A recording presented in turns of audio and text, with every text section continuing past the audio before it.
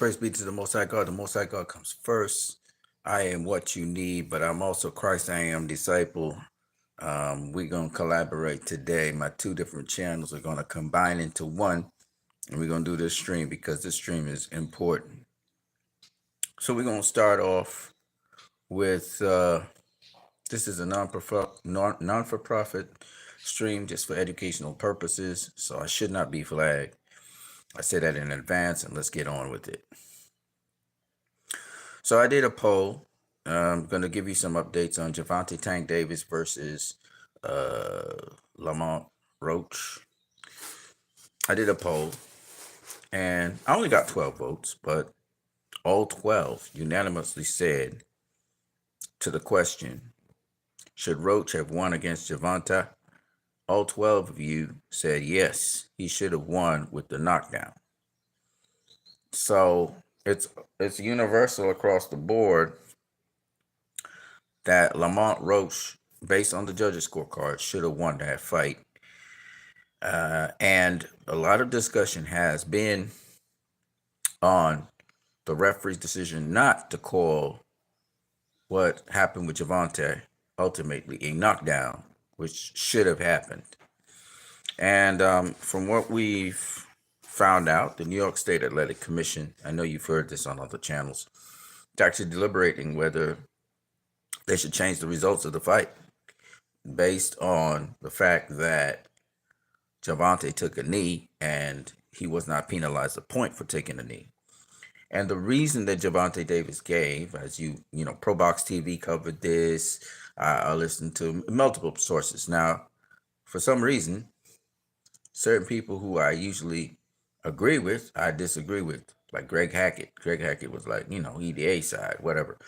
I don't. This is the situation. He took a knee, and so the fact that the New York State Athletic Commission is even looking into this without an appeal from Lamont Roach's camp is indicative of the fact that they are very much well aware that that was too blatant what happened. And the fact that the referee even started to count and then stopped, knowing that he should have deducted a point from Javante Tank Davis.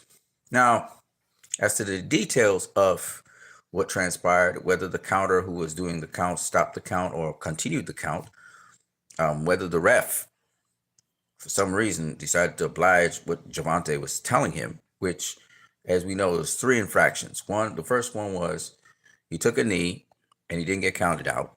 Second one, he turned his back to his opponent, which generally a referee could stop the fight. And then within the round, no one from Javante Davis' camp was supposed to come up onto the ringside and tend to Javante without the express permission of the referee. That's actually a disqualification. So there are 2 DQ situations there. And then there was the blatant taking of the knee, and the referee did not penalize Javante Davis for any one of those 3 things. And he should have at least penalized him for taking the knee. The reason that Javante even gave for taking the knee is perfectly in line with the fact that he should have been penalized for being a knockdown because, 1, he said he had to stop the action because he was afraid he would get hit with a shot because he couldn't see. Now, regardless of what his reason is, that is that he couldn't see, grease went in his eyes, that's irrelevant. The fact that he had to stop the action by taking a knee, and his reason for stopping the action is so that he wouldn't get hit with a shot and get knocked out, is sufficient right there. All the other stuff is not important. Just that alone is the case for that being a knockdown. Because, and a point deducted, and because at any point in a fight, if a person takes a knee, it's because it's exactly for the reason Javante gave. They don't want to get hit with something and get knocked out, so they took a knee. So in short, Javante Davis, regardless of what reasons he gives, he took a knee because he didn't want to get hit with a shot. Now, that was not the only way he could have done that, and And there was other ways he could have approached this. Obviously, he did not use those ways. One is to appeal to the ref. Something's in my eye. Now, that if he says something's in his eye, of course that alerts Roach. But you have to appeal to the ref. Something's in my eye, ref. I need to get my eye cleared out. Okay, that's what he could have said. He yelled it out to the ref. Now, he still would have got hit with a shot. So, in his case, it was somewhat wise to take a knee. You'll lose a point, but you go on to fight and be competitive. And you can see in the remainder of the round, he really brought it to Lamont Roach to try and, get back the round. Some of the judges, I guess, were swayed by his increased level of activity through the round. Roach was answering him punch for punch. And on top of that, Roach was blocking a lot of his punches and, snapping back from his punches and riding and rolling his punches. So it didn't have the effect that Gervonta normally has against other opponents. And he didn't have really the element of surprise because Roach kind of know what he was going to do. So, Gervonta, even though he threw a lot more, I didn't give him the round. I actually gave the round to Roach because Roach was the more effective of the two. I think he even buckled Gervonta somewhere in that round a little later on. And Gervonta never buckled Roach.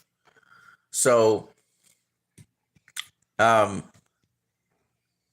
I'm saying is, this is a clear-cut case of Gervonta Tank Davis should lose a point in that round, and therefore the fight should be revised, and he should have an L on his resume, and Roach should have a W. Now, Roach went on Twitter and said, rumor is this, to that effect, and even the New York State Athletic Commission afterwards published something stating that they're looking into the matter. Now, I don't know if they'll actually credit Lamont Roach with the win and Gervonta with the L. We will see. It won't take that long. So sometime during this week, we'll know. But what I will tell you is this. Clearly, the New York State Athletic Commission is aware of what transpired in that fight. And clearly, they also are aware of the backlash. Because, this is as straightforward as it gets. You take a knee for the reasons for which it's classed as a knockdown, and you were not penalized for it, showing favoritism. And so blatant and so obvious what happened. Of course, people are talking about also the fact that the ref didn't call, Gervonta doing some roughhousing in there, using his shoulder, punching below the belt. He hit Lamont Roach with a number of low blows. The referee finally warned him about it. We know he's the A side, but still, So there were a number of infractions that Gervonta got away with in this fight. But the most blatant, the most obvious infractions were the ones where, he had his team involved in the fight in the middle of the action. No stoppage in the action. He just pulled away and went to get a towel and wipe his face. Turned his back on his opponent. Took a knee and didn't get penalized for it. These are blatant things. And I'm surprised that the commission has responded. And again, New York seems to be doing a better job than even Las Vegas and all these other places. Because again, they reversed the decision for Devin Haney versus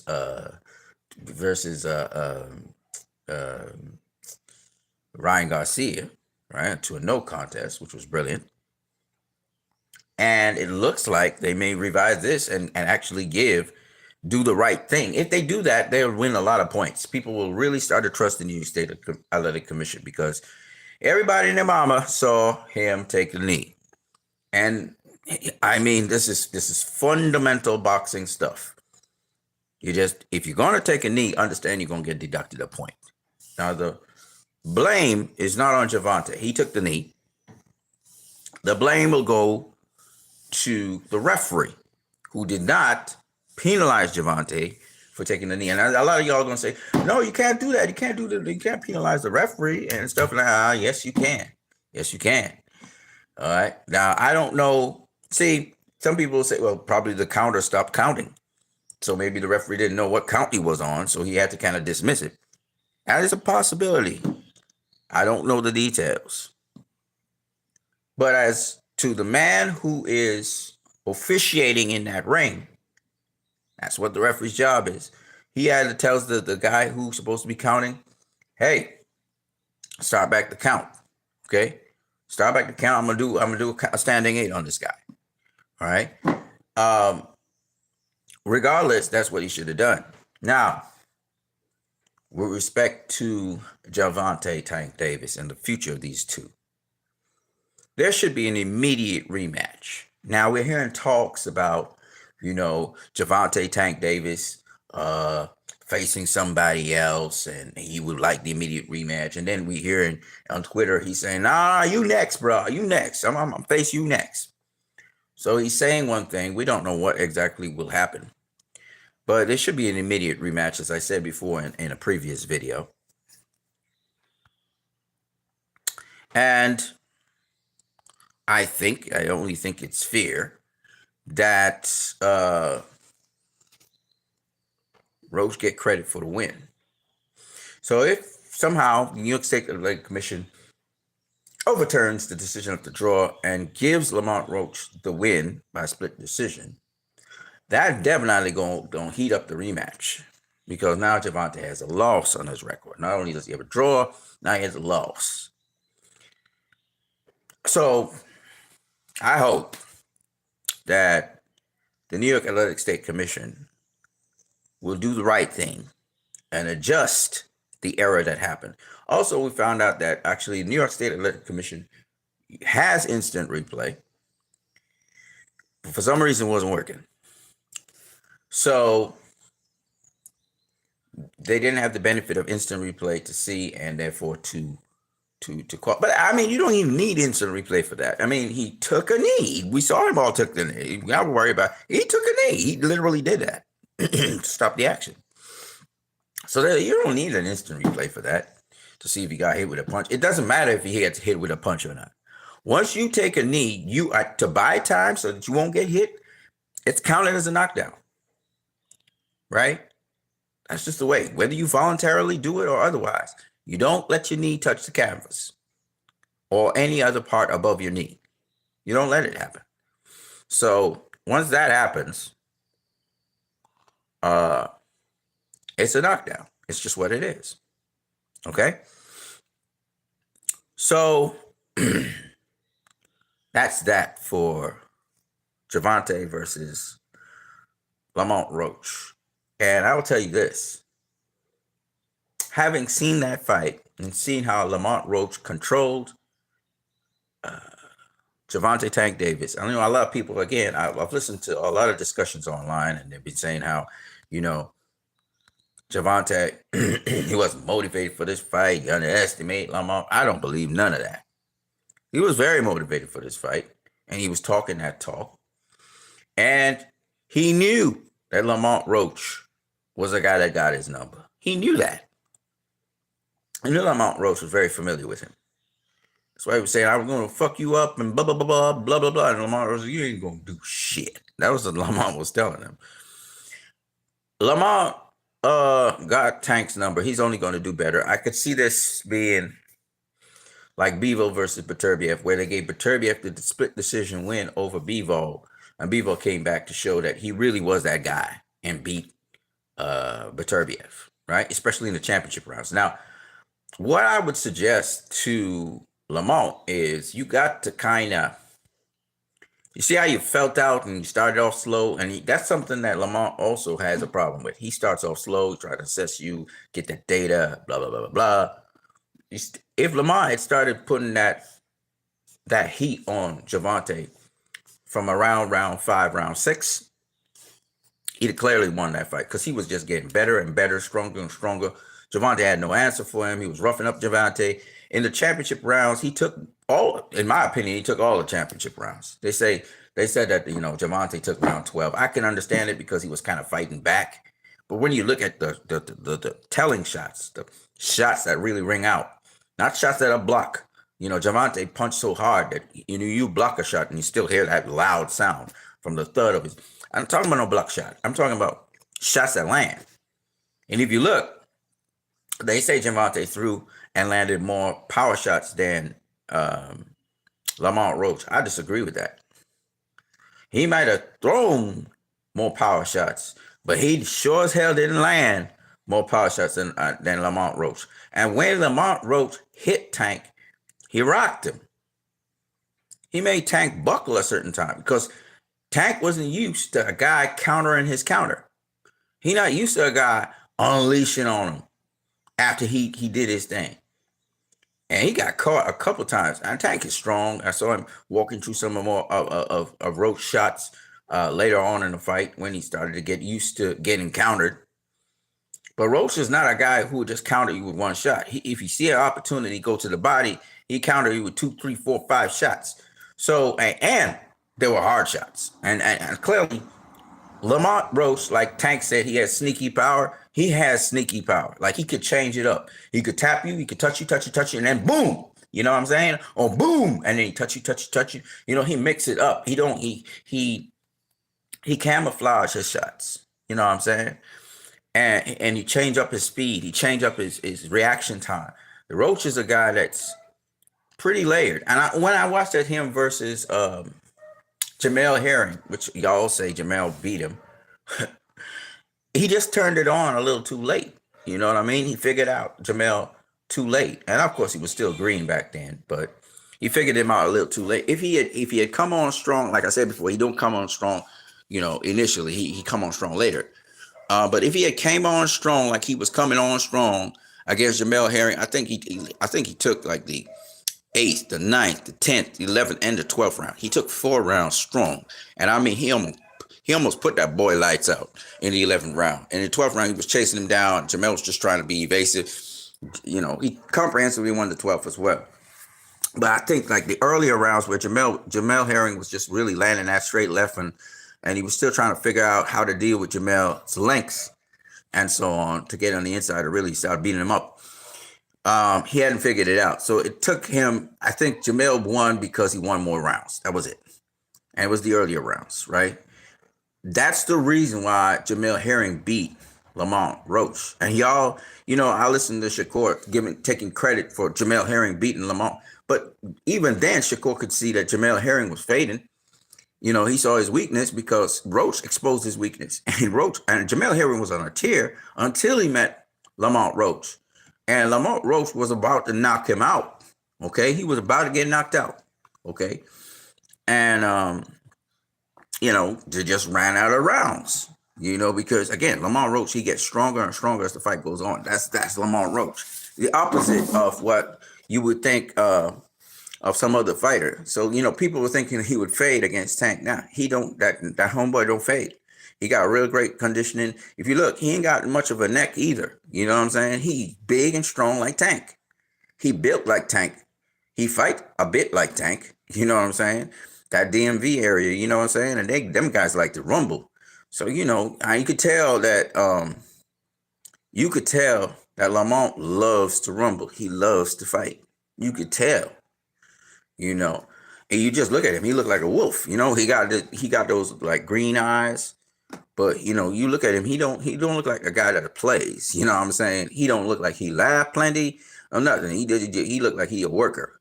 So he humble, but he looked like he's a bad boy. And I noticed all of this going up into the fight, but I didn't really pay much mind because I didn't really care about the fight.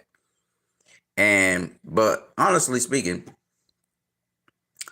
dude showed that he got that pedigree. I would like to see him against Shakur. I would like to see him against Keyshawn Davis. I would like to see this guy against Vasily Lomachenko. I would like to see him against all of them. Now, there are a couple of things you need to pay attention to, though.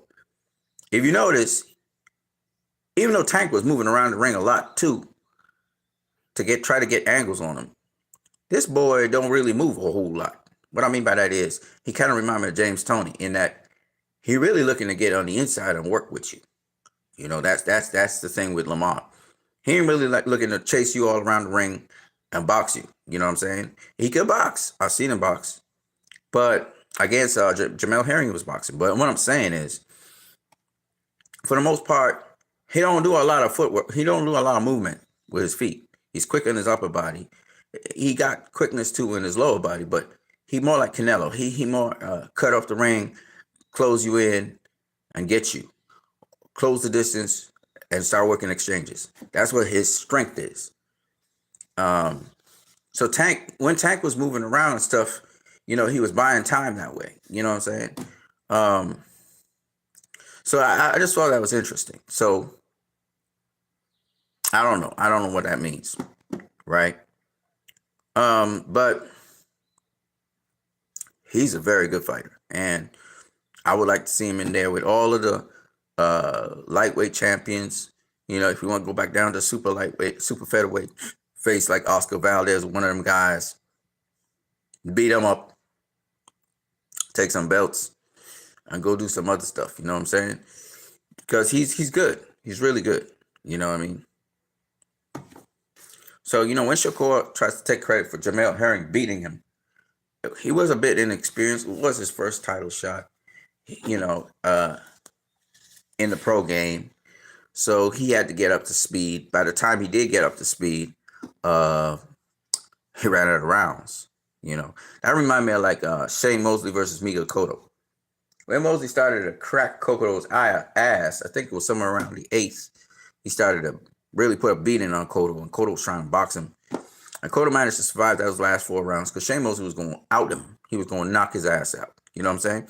He ran out of real estate. You know what I'm saying? And he was behind. So, you know, that big right hand, boy. So I'm just saying that, you know, I know that this guy, Lamont Roach, got power. I know he's tough. I know he's strong. On top of that, he got great boxing IQ. And he can counter you.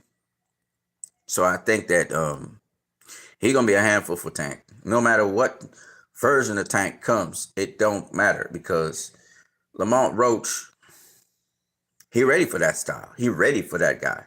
He know that guy way too well.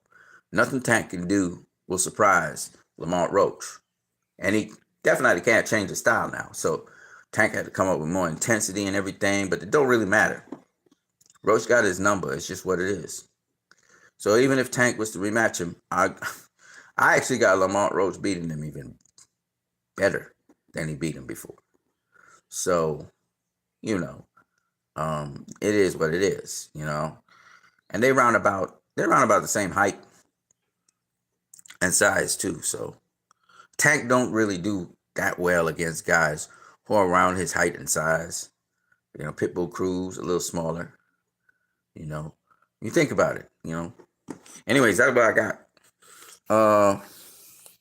Tank catch you with shots you surprised that he hit you with. That's the thing. His quickness and power is an ingredient, but he really got most of his knockouts off of catching guys with shots that they didn't see, you know.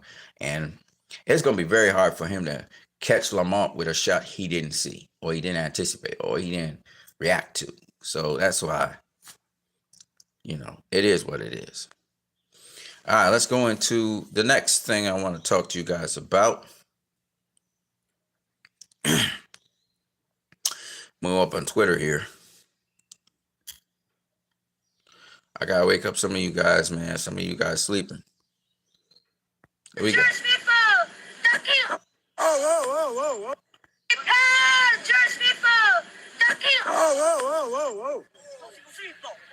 למה אתה משתמש באלימות? אוקיי? Church people, you're really breaking my heart. You guys are really breaking my heart. You know, stop waiting. Oh! Why did you guys do it?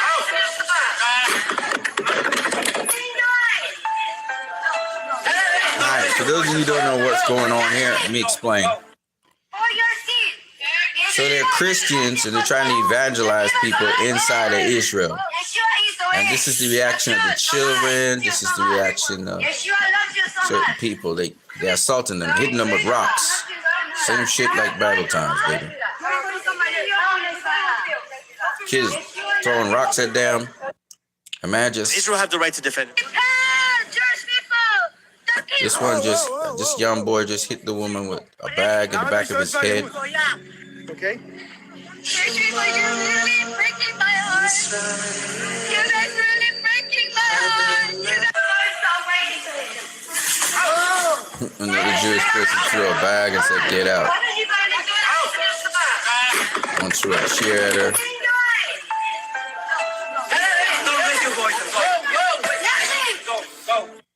All right, so Batman says Jewish people love Christians so much that most Christians can't handle it. He's being sarcastic. So for those of you who don't know how Christians are treated in how they're treated in Israel, which is part of Palestine, that's spat on. Armenian Christians are spat on. A lot of violence. Some Christians have been murdered. They are very aggressive towards Christians. They say Jesus was a deceiver. And so that's the reaction. Now, depending on what part of Israel you're in, if you're in Tel Aviv, they're more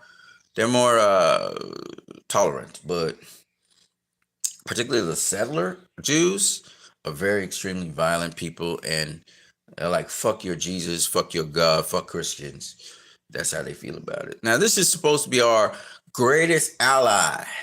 The U.S.'s greatest ally, not mine, but the U.S.'s greatest ally. And that's how they treat people. Okay?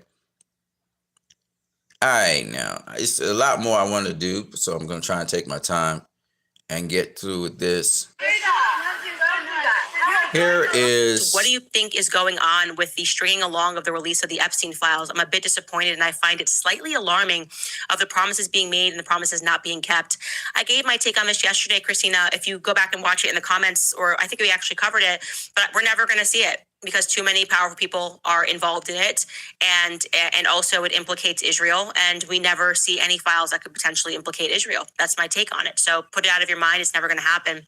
Helder writes, deep down, we always knew that we were being lied to. Now we have access to everything, giving them no room for lies. You do an amazing job at making them look like clowns. Facts. Congratulations on 4 million. Yeah, and this is why they hate me. This is why someone as creepy and weird as EJ writes these sorts of articles, because now we have a way to get around the mainstream media, and I'm giving you the documents. You can go fact check this yourself. I don't consider myself to be an authority on this stuff. I consider you guys to be my colleagues, and we're all researching and we're learning together.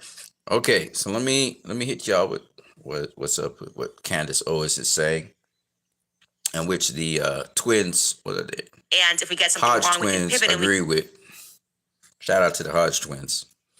Basically, if the government were to reveal the Epstein files and all the high-profile people who not only visited Epstein, but what they did, et cetera, they wouldn't have any leverage over these power players because, as we all know, Mr. Epstein was a Mossad agent, and he was gathering dirt for Israel through pedophilic interactions. So a grown man were dealing with underage girls, underage boys.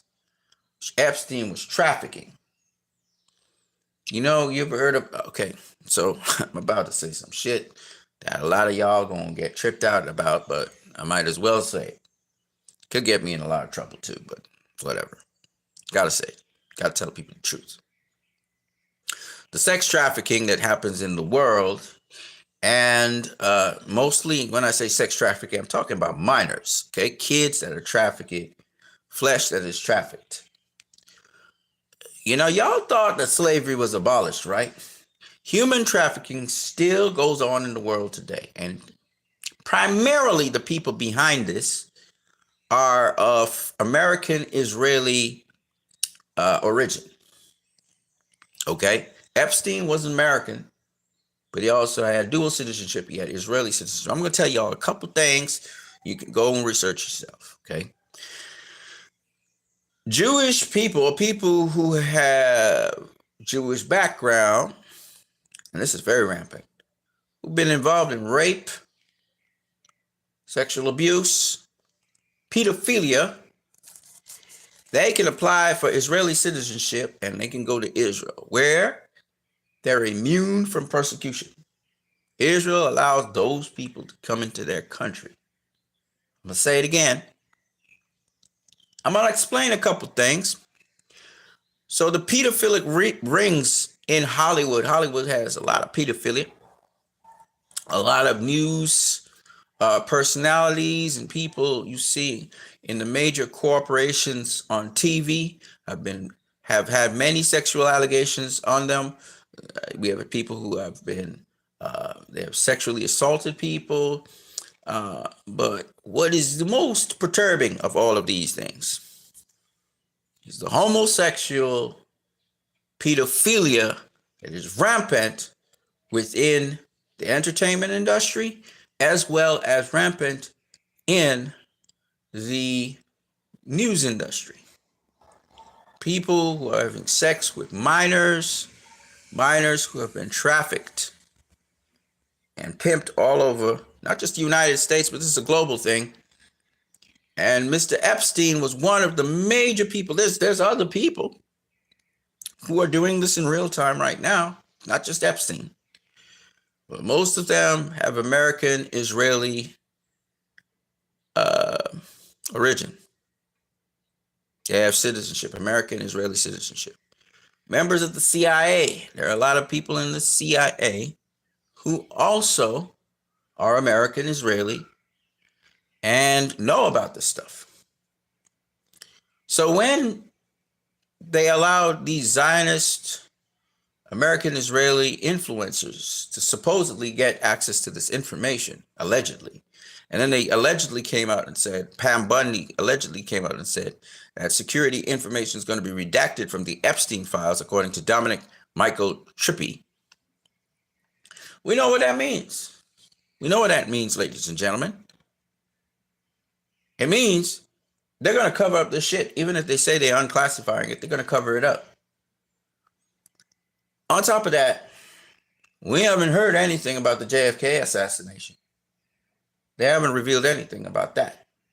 And they never will. And even if they do, they're going to keep certain things redacted. Point being that these people who lead you in your country, a lot of them, people who entertain you, are compromised. Okay? Israel has dirt on all of them. And the kinds of depraved things these people have done to get where they are compromises them, and that is why they are so pro-Israel, and they won't take action over what is happening right now in real time as we speak, where Netanyahu and his cabinet are trying to start a war in Gaza. And yesterday I showed you, or earlier today, I showed you that even the hostages' families are telling you that it is Israel that at fault here, trying to break the ceasefire agreement. I got some more stuff to show you guys with respect to Hamas, because a lot of people are, by the way, the name is not Hamas. The name is Hummus, okay? Hummus. It's not Hamas. Hamas, as in the food, okay? That's what they really were, because they come from the people, they were trained as people, okay? Anyways, so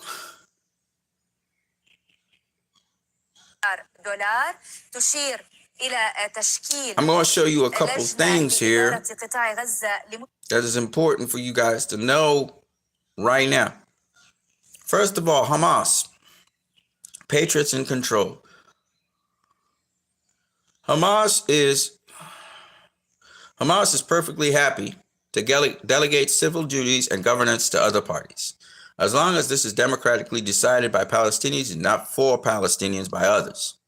What they are not willing to do, however, is give up their arms. Israel and the West have proven to be unreliable, even treacherous, as is happening with the ceasefire deal, diplomatic partners. So therefore, armed resistance is the only way forward. Israel demands the disarmament and disbandment of Hamas, which is simply unacceptable because it would mean the complete annihilation of all Palestinians. I totally agree with Hamas. They should do that. So this is what Hamas said concerning their status in Gaza. If you guys want to remove us, no problem, but we are going to be a line of defense for Gaza. Hamas spokesperson Hassim Qasem, in statements broadcast by Al Aqsa TV, said, "We agree to form a community support committee in Gaza that does not include Hamas. We do not want to be part of the administrative arrangements in Gaza as long as they are achieved through national consensus." So if they do a vote and people don't vote for them, they're cool. "We will not be an obstacle to any arrangements in Gaza as long as they have national consensus. We are capable of reaching a Palestinian consensus approach with Arab support." So they're willing to do elections, ladies and gentlemen. They're willing to be in the background as a sort of national military army while the country is run by citizens who are not affiliated with Hamas or are affiliated with Hamas, but are citizens. They're not militarily affiliated with Hamas. That's what I mean. In other words, Hamas is saying this country has no military defense. Why would we surrender that so that everybody can get butchered? No, we're not going to do that. So and they're right. I can't fault them. Again, a lot of people are saying, well, Hamas needs to be disbanded and a new government needs to be happening. Hamas is like, cool. We're cool with that. We do snap elections. Let's have elections. You know, whoever the will of the people, whatever the will of the people is, so be it. We're down with that. Okay. And that shows it's such a stark difference to what we're seeing when it comes to Israel. Netanyahu does not want to give up power. The will of the people, he's in court right now, actually. The will of the people is not really being admonished as much as the propaganda out there saying that the will of the people has been admonished. It has really not been admonished. You know, it hasn't been stirred up. So I find this very interesting what Hamas has said. And let me get to some more stuff here. So next in line is this. Breaking. Al-Arabi TV obtains a copy of Egypt's plan for the reconstruction of the Gaza Strip, which will be presented at the Arab Summit in Cairo. Draft of the Egyptian plan contains a pathway which will be proposed for the reconstruction of the Gaza Strip at the cost of $53 billion. A committee which will be formed to manage the Gaza Strip for 6 months in preparation for the return of the Palestinian Authority. The UN Security Council may consider deploying the international peacekeeping forces in Gaza. The Gaza Strip Management Committee will consist of independent figures and will operate under the umbrella of the Palestinian government. Several areas in the Gaza Strip will be designated to provide temporary housing for 1.5 million Palestinians. Egypt and Jordan will train Palestinian police forces in preparation for the deployment in the Gaza Strip.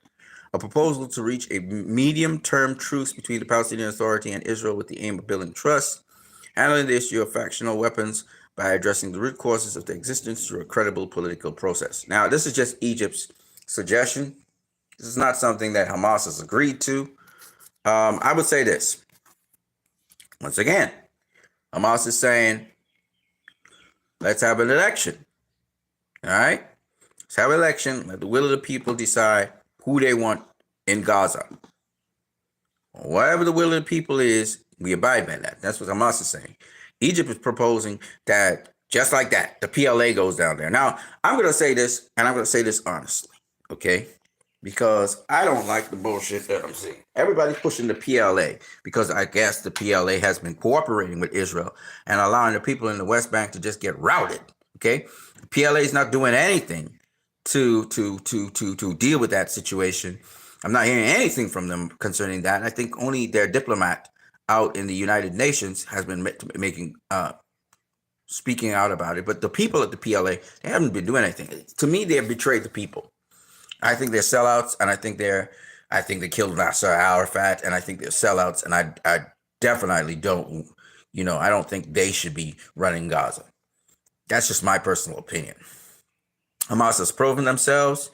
And in fact, if anything, Hamas should be running all of Palestine right now. That's just my personal opinion. And a lot of people are going to be like, what? You're backing Hamas? And I'm like, hell yes, I'm backing Hamas. Because Hamas and Hezbollah have been the resistance groups in the Middle East, in addition to the Houthis, in addition to some fractional groups in Iraq who have been fighting back. They're the resistance. Why would I want to get rid of the resistance so that Israel could just completely rout the Palestinians and kill them out? No, we're seeing what's happening in the West Bank when the Palestinians can't fight back, when there's no resistance. The only reason Gaza is in a ceasefire right now and not being attacked, because there's resistance. Besides the fact that Egyptians and Qataris are also inside of Gaza, and they can't just bomb there without affecting Egypt and Qatar, which they don't want to have. Israel looks like it wants to have a regional war or something. And they're just trying to tick off everybody, the Jordanians, the Egyptians, the Saudi Arabians. You say you want to normalize relations with Saudi Arabia, and yet you're ticking off the Saudi Arabians. I mean, you got to be out of your damn fucking mind. You know what I'm saying? Anyways, they're joined at the hip with the United States of America, spiritually and otherwise. And so they're expecting America to come to their aid at every point and juncture. And all that really needs to happen to make those motherfuckers rethink their situation is for the United States of America to say, fuck no, we're not doing this no more. The day Donald Trump puts his foot down and says, fuck you, I'm not fulfilling these agreements, because you never fulfill any agreement, not with us, not with any country. You keep on backstabbing us. We said we're in the ceasefire. You're backstabbing us with the ceasefire. Fuck you. No funds to you. No more money. No money, nothing. I don't care how much money you pumped into my campaign. Fuck you. The moment Donald Trump does that, and he says, I ain't putting no more money into Israel till Netanyahu's gone and his cabinet. We need a clean slate. Change the Knesset. The minute he talks about regime change in Israel, I know they're going to gun for him. They're going to try and kill him. And Elon Musk and those guys. But that's what he needs to do. He need to be president of the fucking United States. All right. Now, J.D. Vance, he's a sellout. He's pro-Israel and he going to sell out. But Donald Trump, I know if Donald does something like that, he going to have a backup plan. Right. But the moment Donald Trump does the same thing he's doing right now to Ukraine, to Israel, those motherfuckers going to fall in line so quick. They're going to fall in line so quick. Because guess who's flying their planes? Americans. They may be American Israeli, but they are Americans. Guess who lives as settlers inside of their region? Americans. They may be American Israeli, but they're Americans from New York and all those other places. So what I'm saying is,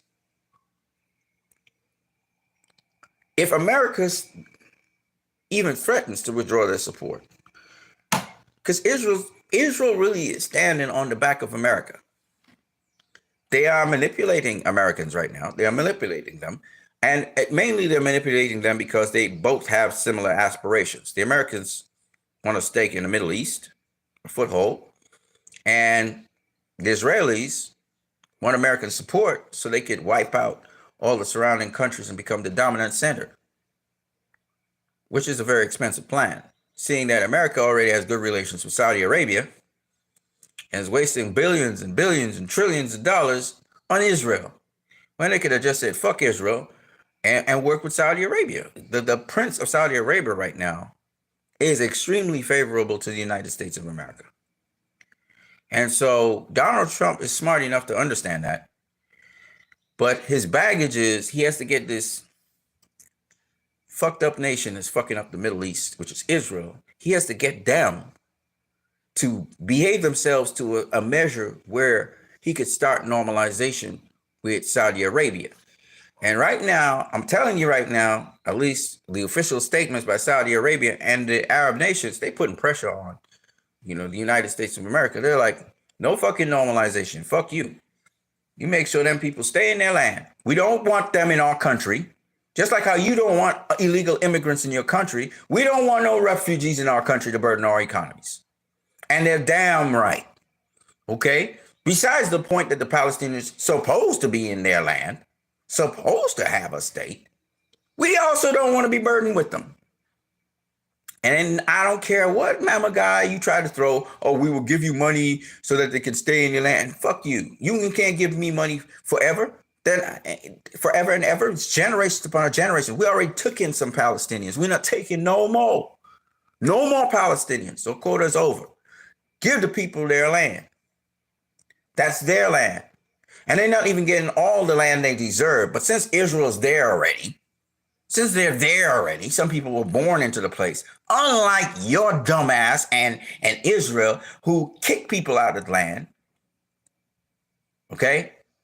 The Palestinians are willing to allow them to live side by side with them. They don't have a problem with them. Well, yes, some of them would like them to just get lost and they can just have all the land back again. Of course. And that's fair. It's justice. But they're willing to coexist with the Israelis according to the 1967 borders, period. Kick those settlers out of there. And people who can't live in peace, go live somewhere else. All right? So, and believe it or not, ladies and gentlemen, and now people are seeing all the false flag operations that Israel is doing. Just recently, I think somebody shot up some people or something in Israel. Again, that is the settlers, the crazy ass settlers doing this shit. All right, they bombed 2 buses recently. A lot of terrorist activity, just like what happened in 1938 and the King David Hotel and all this shit. These fucking Israelis are terrorists. And they're trying to terrorize their own people, supposedly in the name of the Palestinians, to try and get more war. Okay? All right, so I just thought I'd cover that because I'm going to now go into Restore the Snyderverse. But before I do so, I want to just make another comment on Free Palestine, which will be a segue into Restore the Snyderverse, so don't worry. And man, I got a lot of people now. I can't even believe it, but believe it or not, what's his name? Piers Morgan has been arguing a lot of cases now for the Palestinians. I think a lot of people are beginning to see through this bullshit that Israel has been telling us for years. You know, we're a peaceful nation and these Arab countries are trying to attack us. No, it's actually the opposite. Israel's not peaceful. It's a warmonger, and it's been trying to land grab. It's trying to grab land in Syria right now for the Druze. It's trying to grab land in Lebanon. It's trying to grab land in Palestine. It's trying to take over Gaza, trying to take they're literally trying to take over the West Bank right now. They got people moving from their homes. We're talking about thousands upon thousands of people. They're terrorizing people. They're killing people in the West Bank right now and in East Jerusalem. They're demolishing homes. This is the shit that's going on in real time that the media is not covering. Okay? These are not past atrocities, ladies and gentlemen. These are occurring in real-time atrocities happening right now in real time. Think about that. All right, we almost close to an hour, so I said I'm going to do the segue. Let me go. I got so much more to say, but I'm gonna tone it down. There are laws in the U.S. that are trying to ban people from free speech. Donald Trump just recently said that. They're trying to wage war with Iran. This asshole here, he's supposed to be a spokesperson for the Israeli army, talking about UNRWA being banned and that the Gazans have a lot of food to eat. This fat pig you're looking at in front of you, who's lying emphatically. Anyways, man. Yeah, even now we know that Hamas didn't kill 1,200 people. It wasn't that. And she actually has the facts to back her up right here. She talks about the fact that it's not even 1,200 people. It was 11,139. We know that the Apache helicopters, of which there were 28 Apache helicopters, had to restock their weapons after October 11th. The Apaches carry 16 Hellfire missiles, 7 Hydra 770 rockets, 1,000 300 millimeter Callan rounds. Each of them emptied all their munitions that day, went back for more. So we already have video footage of Apaches destroying vehicles down below in the party that was there in the melee where Hamas was trying to escape with hostages. But in addition, we also have footage from the Israeli military talking about how they blew up a home in order to create space to pass through, and everybody in the home was killed. And they weren't even hostages in that home. That was a fucked up thing. But they said they were blocked around, so they had to go through. So they blew up a house. So and that's with the tanks and the cannons. So the Hannibal directive was a real thing. It was implemented. Apparently, the Israelis killed a lot of people, much more than Hamas did, I believe. And so the figure of 1,200 Israelis dying at the hands of Hamas and murdering and rape and beheaded babies and all that bullshit was just exaggerations. These people lie so much. And I wouldn't be surprised Hamas, if any, killed mostly combatants, mostly soldiers, when they had to go into the different bases. I believe that's where the most of the deaths happened. And I think the civilians, they didn't mess with the civilians. You know what I'm saying? Unless a civilian was actually attacking them or something, they wasn't going to be messing with them. So maybe civilians maybe carry rifles or guns or something. Maybe then.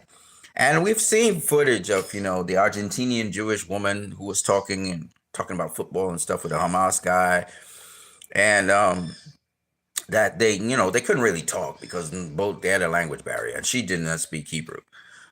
We saw footage of Hamas people protecting a woman and children, but in the bombing campaigns, the woman and the children died with the people who were protecting them. Hamas has literally been protecting these Israeli people. They're not talking to them. They're not friends with them. So don't expect the conditions to be great, but they weren't abusing them. They weren't raping them. In fact, when these people left, they were so happy. Some of them kissed Hamas. Some of them hugged Hamas because they realized, and they're going home. They were so happy to go home, because they realized the danger wasn't Hamas. The danger was the IDF bombing them and they dying or being shot by the IDF. They realized, because of the Hannibal directive, this has been done before. So they didn't know if they were good as dead. And Hamas knew this too. So these people were under duress, not because of Hamas, but because they were put in the situation that Hamas and the Palestinian people have been in for decades. And they had to live through that shit. And I could see Hamas provided them with food and everything, but there's no certainty that your ass is going to live to see the next day. That's the perturbing thing. And they wanted them to feel and experience what the Palestinian people were going through. They also wanted to see how the Palestinian people will give their last clothing on their shoulder, how they will give their last food. Even though food is so important, they would be giving you their last meal. They wanted them to experience who these so-called savages were. I'm sure some of them were staying with families to understand and to respect the resistance. And I'm pretty sure some of these people's lives have changed, and they're gone back into the military to influence and impact other lives, and also to document things so that they could be changed. Hamas is not, these people who have been kidnapped by Hamas, as they say, it was for their lives to be changed, for them to see the other side of the story, not to believe in the fucking propaganda. And Hamas is winning this propaganda war. They're winning it hands down. The whole world is seeing the difference in how Hamas treats hostages and how the IDF treats hostages, and how they're highlighting. You know why Hamas kidnapped those people? Because the IDF kidnapped the people. So Hamas was like, okay, you big and you bad. You's a bully, right? All right, let me see how you deal with it. Let me see if you could take the medicine that you giving us, dishing out to us. So they kidnapped people, just as how the only difference is they really were trying to kidnap soldiers as prisoners of war, have hostages, and then do the trade, you see. But they ended up having one or two civilians who were not, militarily trained or whatever. And even then, again, notice the difference how they treated them compared to how the IDF was treating for decades people. And the IDF continuously kidnaps people in the middle of the night, children, take them from their homes and incarcerate them with trumped up charges. People have done nothing, just exist. They can go into the people's homes at any time, terrorize them, set up a base. This is the kind of thing they're doing. Now, I'm not saying they're not resistance groups in the West Bank, but I could tell you this. Those resistance groups are not all Arabs. Those resistance groups, I can tell you for a fact, are not all Muslim. No, I'm telling you, Christians and Muslims have come together to fight this war. Not just Christians and Muslims, but we have, different other people like the Druze and so on who have different religious practices and stuff, and everybody come together. Once you call a Palestinian, it don't matter if you're Jewish. If you in Palestine, you're an enemy, just like that. And believe you me, there are people with Jewish lineage inside of Palestine. We know this for a fact. Okay, so they don't care.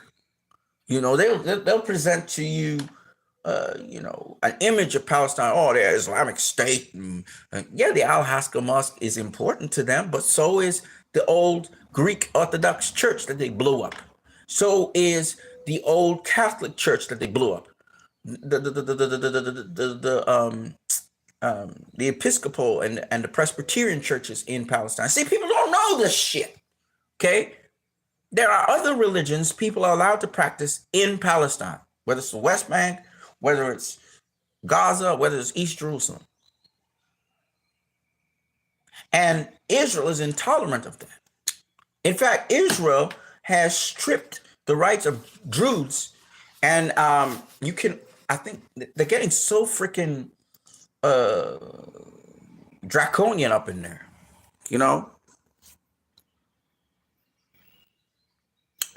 Okay, so I just wanted to leave that there. Let's go to my boy Rathburn. Shout out to Rathburn. Safe there. Very good. All right, let's get back to work. Okay, you bet. Today, let's tell all the people in northern Gaza to move to southern Gaza. Attention Palestinians, get out of the north. Move to the south. Don't forget to tell them it's safe. It's safe there. Very good. Sir, looks like the evacuees made it to the south. All right, let's frag them. You betcha. Let's focus back on the north. Copy that. Moving to the north. All right, you see this here? This is our new security zone. Copy that. So we're going to need a fresh start.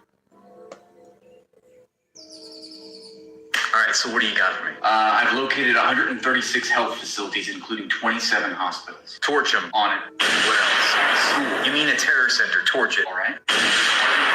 School for women and children. I think you know the answer to that. Hospital. Wreck it. What happened? Press doesn't like that one. Fuck the press. Tell them it was Hamas. No, wait. Tell them it was the Islamic Jihad. It wasn't us. They're not buying it. Call in the PSYOPs. Okay, now where were we? Let's see. I found a bunch of people in a mosque. Let us do the Lord's work then. Shout out to Rathburn, who's doing a great job disseminating the information. Rathburn's a Jew. He's a good guy. Yeah, I think he's a real Jew. He might not be a real Jew, but who gives a damn? He's on our side. So I kind of covered this last night. I'm not going to cover it again. I'm just going to summarize what Mohammed Shahida said. Israeli captives' families are 100% clear that Netanyahu is the one violating the ceasefire agreement and blaming Hamas for it. Rather than listening to Yehuda Cohen or Einav Zangoka, the U.S. EU refuses to condemn Netanyahu. They instead condemn Gazans for their starvation and death, which is a lot of bullshit, if you ask me. This is an American guy, Isaac's Army. And by the way, Isaac's Army is a Jewish guy. What does Israel do for the U.S. to be our greatest ally? Bruh, you have no idea. Bruh. All right now. Hold on 1 second. I saw something with Gal Gadot. I'm trying to find it. So I told you guys that Gal Gadot, she was supposed to, or at least it was rumored that she was supposed to present the what you call it, the Oscar to the creators of No Land, and she declined. Now this is rumored. I don't know how true it is. And they showed Gal at the Academy Awards on the red carpet, and I'm looking to see where Gal stands with this. If she she already unpopular in Hollywood because we got a lot of Jewish people who support Free Palestine. Period. Joaquin Phoenix, Mark Ruffalo, John Cusack, Susan Sarandon, Angelina Jolie. I mean, there are a lot of them that support Free Palestine. Angelina Jolie working for the United Nations. So the fact that these people stand up and stand up hard, the Hadid sisters, well, they're Palestinian. It shows, because you gotta have character to do that, because they go blackball you. They're not gonna try. Susan Sarandon is such a great actress, sorry. And she can't get work in Hollywood like that now, no more. They blacklisted her. And recently I think she almost got in trouble with the law and stuff like that. And I say all of this because these people, it's a sizable amount of them, and there's other people in Hollywood, they ain't saying shit, but they not for what's going on. Okay. So I say all of this to say that Free Palestine, we got to move in a different direction, ladies and gentlemen. And this is what this campaign is about. This is why I do these videos. You know what I'm saying? I'm right now an hour and 1 minute into it. And they try to shadow ban me, but I don't give a fuck. Y'all know that. I don't give a fuck. This is the actual data. IDF ordered Hannibal directive on October 7th to prevent Hamas taking hostages captive. So y'all know. Okay. And let me just give you this statement here by Hamas. In the name of Allah, the most merciful, the most compassionate. The continued closure of Gaza's crossings, because they shut down the crossings right now. The food can't get into Gaza right now. Blocking humanity. And who gave them the authority to block crossings? Israel should have no fucking authority to do this. Okay? Because one, they're not taking the responsibilities of an occupier. They're not, and right now they're doing the opposite of what they're supposed to be doing. So this is what Hamas is saying. The continued closure of Gaza's crossings by the Zionist occupation blocking humanitarian aid and goods constitutes a crime of collective punishment against the innocent civilians and a blatant violation of international and humanitarian law. Preventing the entry of food, medicine, and basic necessities is a clear war crime and a desperate attempt to suffocate or steadfast people, imposing catastrophic reality on more than 2 million Palestinians in a flagrant challenge to all human values and international laws. The public announcement by the war criminal Netanyahu for his decision to block humanitarian aid to civilians in Gaza openly before the world reflects his disregard for international laws and agreements and his indifference to the consequences of his crimes, taking advantage of the political cover and unlimited support of the United States administration. We in the Islamic resistance movement, Hamas, call on Arab and Islamic countries, and it's Hamas saying, the United Nations and the international community to take action to stop this humanitarian crime, to immediately facilitate the entry of aid, and to break the Zionist blockade that threatens the lives of more than 2 million Palestinians as the fascist occupation government continues its blatant violations of international conventions and human norms. Again, these people are 100% correct. I can't really fault Hamas right now.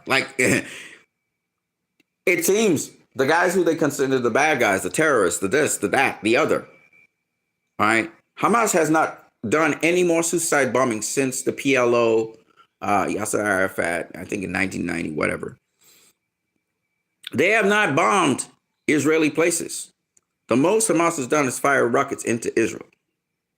It's the most they've done. They are not ISIS. They are not Al-Qaeda. Okay? Hezbollah is not ISIS. They're not Al-Qaeda. Al-Qaeda and ISIS came about recently. Hamas and Hezbollah have been around since the 80s. Okay? So Hezbollah a little bit earlier than 80. I think Hezbollah is 82. Hamas is 86. And remember, these are Brotherhood, Muslim Brotherhood. It started off as Muslim Brotherhood organizations where Egypt, Qatar, Jordan, Syria, Lebanon, they assisted them. And this is why we call it an axis of resistance. They were average, everyday Joes. This is a grassroots movement, okay? And the whole purpose behind the movement, the charter of Hamas has changed significantly because the composition of Hamas has changed significantly. Most of Hamas is not Islamic. A lot of Hamas is people who saw the oppression and said we have to fight back and join. So we have Christians, we have Jews, we have Muslims, we have atheists, we have all kinds of people in Hamas who took up the reins. It's kind of like Star Wars, the rebels, Star Wars rebels. It's like them. They come from different walks of life. They come from different perspectives, but all of them are suffering the same persecution. So they band together. That's why Hamas charter has been revised to the Zionists, to the occupiers. They don't talk about, even though the Al-Aqsa Mosque is an important part of the thing, and Al-Aqsa flood was because of that, and they're even called the Al-Aqsa Brigades and so on. It is important, but that is not the principal thing. In other words, Hamas is doing what they're doing so that their people will be freed. It's the same thing with Hezbollah, and that's why they're working along with their governments. No matter how corrupt the Lebanese government is, Hezbollah is not there to, overthrow their own governments. They love their own people, and that's for the people to resolve. That's the same thing with Hamas. They're a militia that sort of involuntarily formed and coalesced as a result of oppression of their people and persecution of their people. This is why they came to be. There are other resistance groups, as you heard about the what do you call it?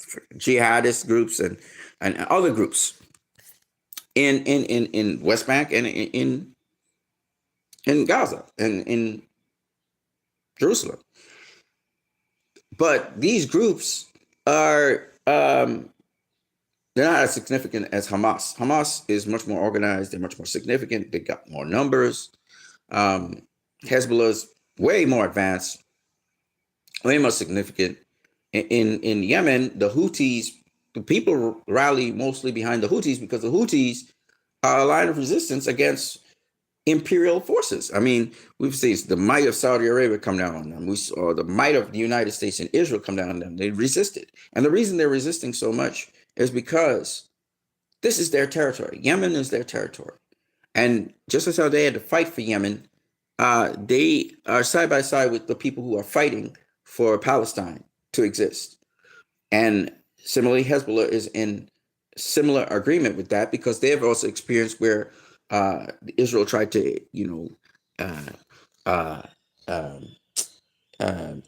invade Lebanon and take over Lebanon. And they were the line of resistance, southern Lebanon particularly, and they were the line of resistance to stop them, okay, and chase them back out, okay.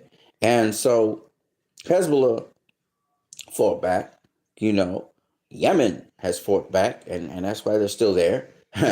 And now Palestine is fighting back. And so people say, what does this have to do with Iran? And Iran is just facilitating some of it. But regardless of if Iran is there or Iran is not there, these people are going to fight back for their land, for where they live. They're going to fight back. They're going to fight back tooth and nail to the death. It's just what it is. So if you really want to, and it's not going to stop, and there's not going to be no peace, it's just going to be more insecurity. And the more these people get more sophisticated weapons and stuff, is the more they're going to fight back. Okay? Because most of the war is happening in Palestine, in Gaza. The war is not happening outside of Gaza. I mean, Hezbollah did take over the north of Israel and bomb the shit out of the north. So Israel's thinking they could surround Hezbollah as they surrounded Gaza, and they could beat them down eventually. And that probably will never happen. There decades of this has been going on. Decades of this has been going on, and there's been no change. And Netanyahu feels he can finish the game, he can finish the job by continuing to do the same shit he's been doing for decades. Okay, and it's going to fail because the world's watching now, and the world's going to take action. They're already taking action, but I mean, They're going to take even more drastic action against Netanyahu's regime to see them fall. And any new regime of Israel, if it's continuing the same policies, will be destroyed. You know, it's time for us as the world to get involved in these things. And I 100% agree. All right, let's talk about Restore the Snyderverse for a minute. Okay, Sammy had presented something, but I don't know if I have it. I'm going to go on Sammy's website here, also known as Snyder Queen. See if I could find it.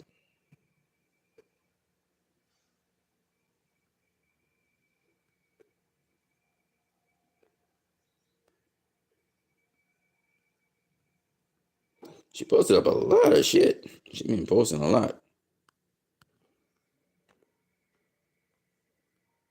Here it is. This is the one. So she posted up, this would be a crazy July at the box office. What a fumble from Warner Brothers. And she has Restore the Snyderverse. And she has The Man of Tomorrow in between with Supergirl and Superman, Henry Cavill Superman, I'm assuming.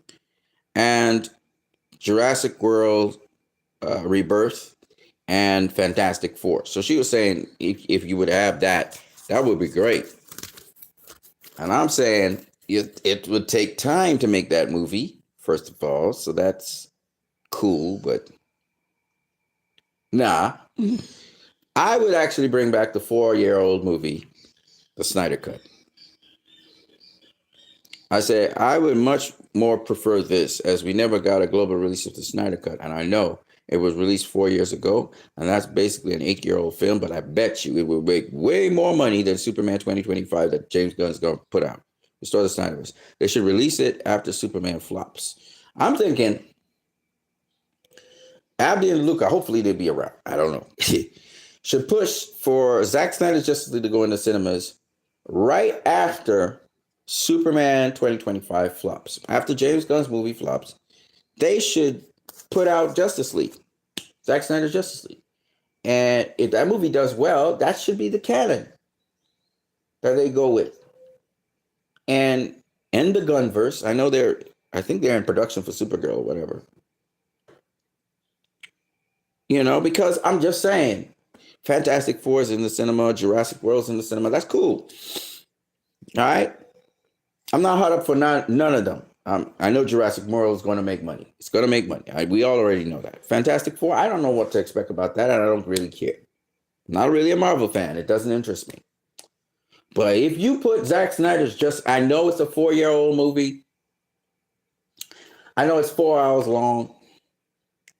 I know that actually is almost 8 years old because that stuff was dropped. Most of it was dropped 8 years ago. And let me tell you how easy this is. You put in the Green Lantern scene, the Emerald cut. So you put the Green Lantern scene in there.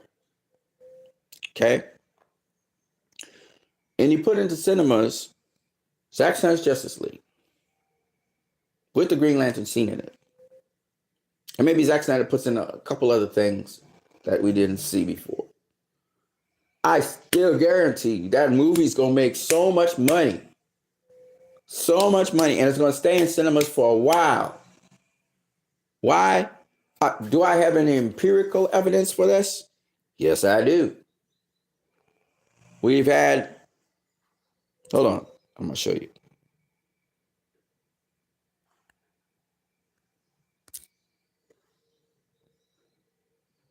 Hold on one second.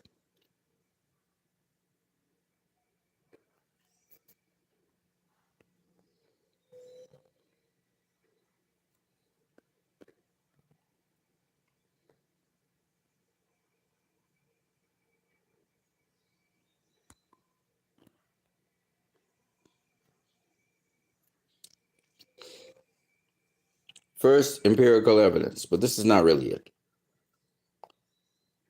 92 votes. This was a very small survey.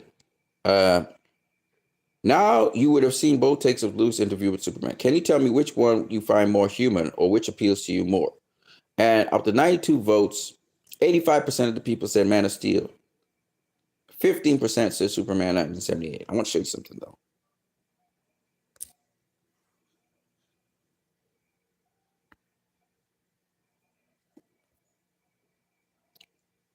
Senate House, 363 votes. You choose James Gunn Superman or Man of Steel 2. 91% of people say they want Man of Steel 2.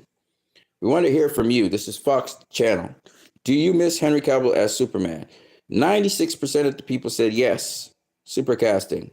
And 3% said no, time for change. This is Fox News, of which they have thousands of people, tens of thousands of people, right? Batfleck, he said, do you want to see the Snyderverse or the DCU? 71% of the people said they want to see the Snyderverse. 29% said they want to see the DCU. My Time to Shine, which is much more, again, a big thing. 21,986 votes, which is almost 22,000 votes.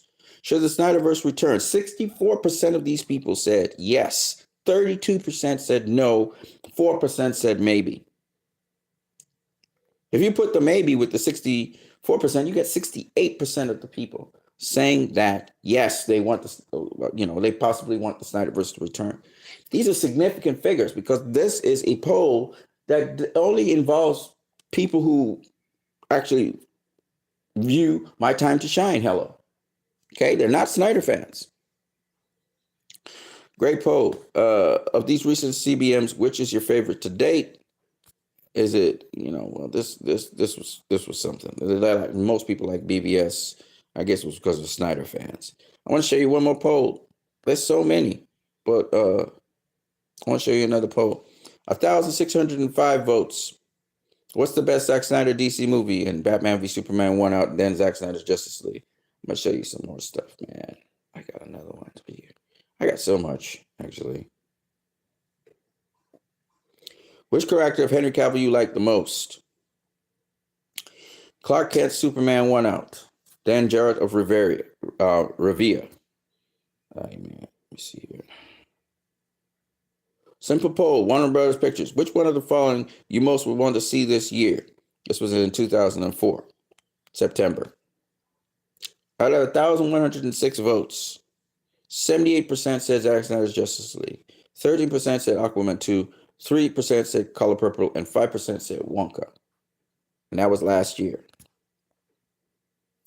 Tell me which you always wanted to see in your childhood as a DC fan. 691 votes. Darkseid versus the Justice League. Superman Legacy. Creature Commandos. 17% wanted Superman Legacy. I'm going to show you some more. These are hardcore facts, ladies and gentlemen. They're just hardcore facts.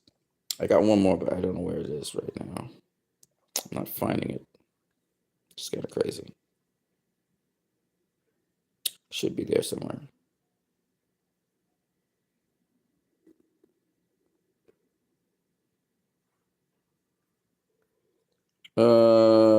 Ed Boon, here it is.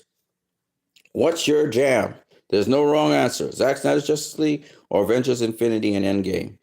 55% of 56,244 votes voted for Zack Snyder's Justice League over Avengers Infinity and Endgame. Listen to me carefully, y'all. And these are Mortal Kombat fans, obviously. The demand for Zack Snyder to finish his sequels is very, very high. And so if Warner Brothers, let's say Superman flops, right? If Warner Brothers says tomorrow, even though I doubt they would, but if Abdi and Luca could have their way and get Zack Snyder's Justice League into cinemas, we're not putting out the air cut. We're not trying to make a new movie. We're just taking the available movie that's already formatted for IMAX. It's already formatted for the theaters, and we're putting it out there. And we run it. Let's run it for a month. See what happens. 4 weeks, right? 4 weeks. I'm guaranteeing you that movie will make way more money than James Gunn's Superman movie coming out. And that's a brand new movie. But to prove that point, first we need James Gunn's movie to come out, flop, and then after that, put out Zack Snyder's Justice League. Put it out. I dare you. Give the promos. Put it out in the fall or put it out in the winter, Christmas time. Put it out. Put it out in the cinemas. I bet you, I can guarantee you, an 8-year-old 4-hour movie is going to do much better than James Gunn's Superman movie. In fact, that movie might do some crazy shit that you're not expecting. And it might still be playing in theaters in 2026. Because I truly believe that movie does crazy numbers. It just does crazy numbers. It's just what it is. And I know why Toby Everett and Walter Hamada did not put it out in the theaters, because they knew it was going to make crazy numbers. And it's 4 years old in 2025. Well, it's almost 4 years old. It's going to be in a couple of days. 4 years old. But really, it's not 4 years. Well, the release version is 4 years old. Most of it is 8 years old. It's 8-year-old material. And that old material, I bet you, I guarantee you, it's going to do ridiculous numbers in the theater if it was put out this year.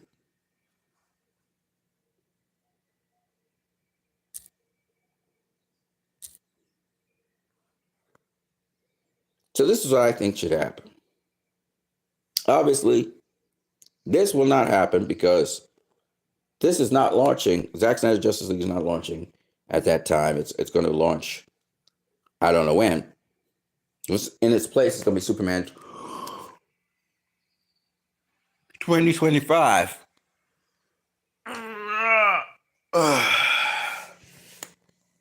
David Zaslav wants to make money.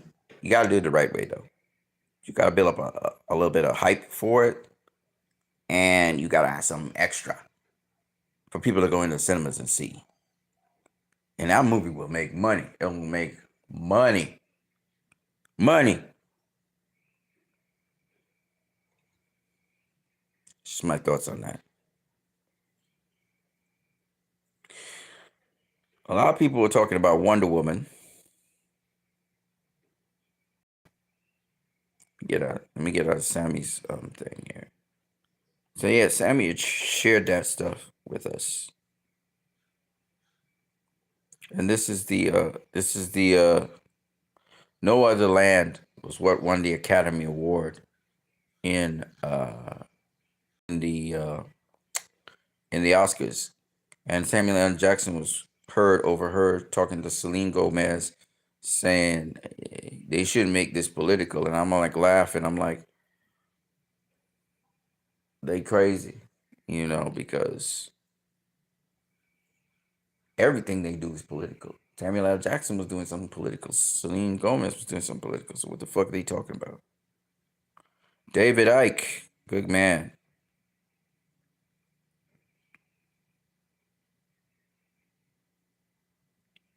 I'm going to show y'all one more thing when it comes to Restore the Snyderverse. Oh, this is so funny. Shout out to KG Crossover. I would say the king of slow motion, Zack Snyder. Well, we're here today with I would say the king of slow motion, Zack Snyder.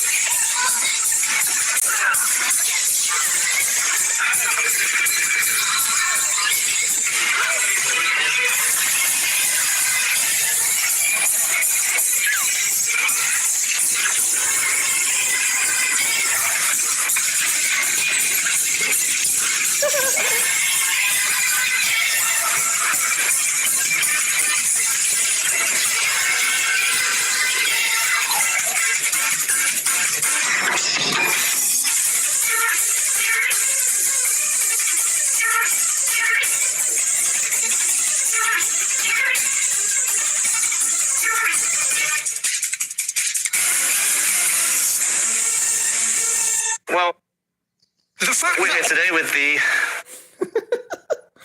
That's hilarious. Look at these little kids from Palestine. Such nice kids. Suffering, but they're nice kids. Children are children, and they're silly. So anyway, they call him the king of slow motion, but a lot of people forget. In Man of Steel, there was very little slow motion. We learned about super speed. We had never seen super speed in comic book movies like that. And, it was breathtaking to watch to start with. We also hadn't seen characters leap so far in the air, and we hadn't seen them fly like that and so on, because it's DC. DC is superpower beings. It's not Marvel. Marvel's not that. Marvel tries their best, but they don't have superpower beings like DC has to that extent. So we've got to see some fantastic things. And of course, this follows how Wonder Woman moves, how Flash moves, etc. And so we got super speed. And so KG crossover is basically saying, oh, he's the king of slow motion. Oh, really? And to be fair, The Matrix had a lot of slow motion. That's how you were able to see him dodge the bullets. That's how you were able to see him fight. There were a lot of slow motion scenes, and a lot of action movies, they have slow motion to slow down the action so you could actually see what the fighters are actually doing. That's why Zack Snyder does it. Or he may hold a moment, just a moment, which was significant, he thinks, and he freezes it to get the glory in the moment. So that's why see cape flapping and stuff and just slow it down. So that's all Zack Snyder be doing. He really don't do slow-mo more than any other action. If you think of any other action director out there, but he does these unique shots. That's what makes Zack Snyder what he is. You know what I'm saying? Anyway, the last thing I'm going to share with you guys here, people talking about Man of Steel posters and stuff. No Other Land. This is the award-winning Oscar movie, which is so awesome. Ian Carroll just confirms what we already know. Jeffrey Epstein worked for Israel. Please cease all my federal funding, Bobby Kennedy. The Israeli government decision, this is a congressman, so this is good. The Israeli government's decision to block food, medicine, and other aid from entering Gaza is collective punishment. That's horrific and unacceptable. Both Israel and Hamas agreed to ceasefire in January. That deal has saved lives. Both parties should abide by it and ensure that the agreement moves forward as intended.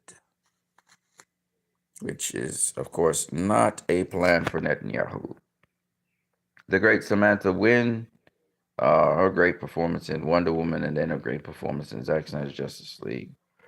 And Stanley Ipkiss says, and shout out to Stanley, remember when Zack Snyder's Justice League won the Chair Moment Award? Yes, sir, I do. I do. So that's what we got, people. This is, I am Christ Andrew, aka WattUNeed. Shout out. You should see me on the stream with Lord Koj this coming Saturday, so watch out for it. We'll be, I think, looking at Rebel Moon Part 2 and how it links to geopolitical events as well as our lives and in Palestine. So look out for that.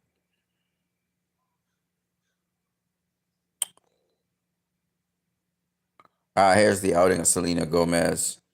The one who noticed how awkward this Zionist was when she was. You know what? I decided I'm not done. I got one more thing to say about Miss Selena at the Oscars.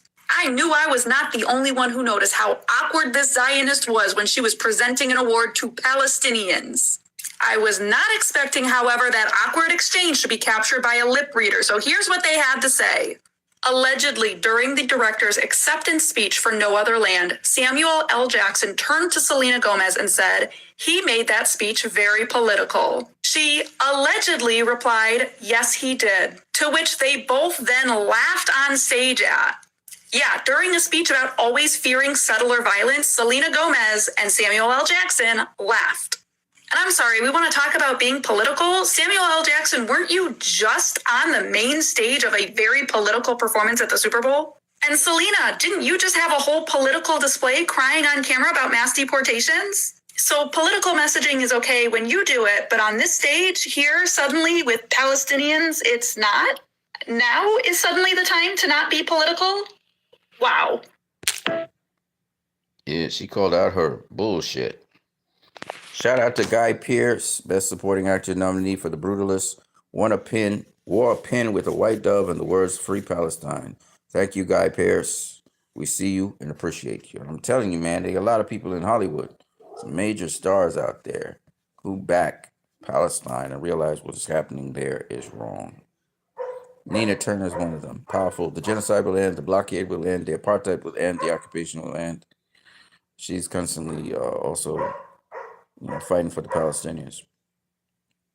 So the Hollywood Reporter actually captured this, which I thought was really dope.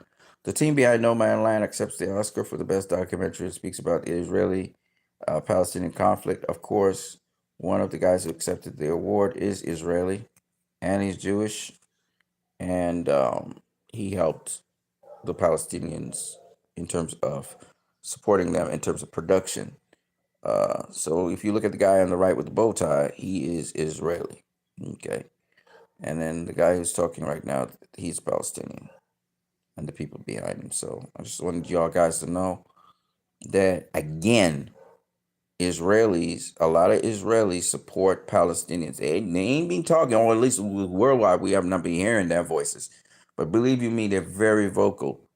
And these right-wing settler colonialists and so on, and some of the Zionist guys, I don't know, I think Gal might be one of them, who's actually lining up with the Zionist settlers and stuff, because she was supposed to present the award, not Selena and Samuel L. Jackson. At least that's what I heard. I don't know how true it is. But these Zionist people think they really can control people, and they're going to learn real quick that there's a big revolution coming at them if they keep this up. Because the average American seeing this and learning what the Palestinians are going through, they are turning against the government. And I'm talking about MAGA people. I'm talking about left-wing people. I'm talking about people on both sides of the aisle are now seeing the bullshit. And because of what's happening in Gaza, it's exposing what's happening in America. So the people are starting to see through the bullshit, and they're realizing, oh shit, they don't really give a fuck about us. Michael Jackson been telling people that, though. He been telling y'all that. Aki, I had a dream, almost like a premonition. It was the end of the world. Restore the Snyderverse. Shout out to Aki. So that's what I got for y'all. That's it. I'm not going to do no more. I'm wrapping it up. It's an hour and 30 minutes. I haven't seen anybody looking at my feed, but that doesn't mean y'all are not looking. So I'm going to catch you guys later. I am Christ. I am disciple, a.k.a. WattUNeed.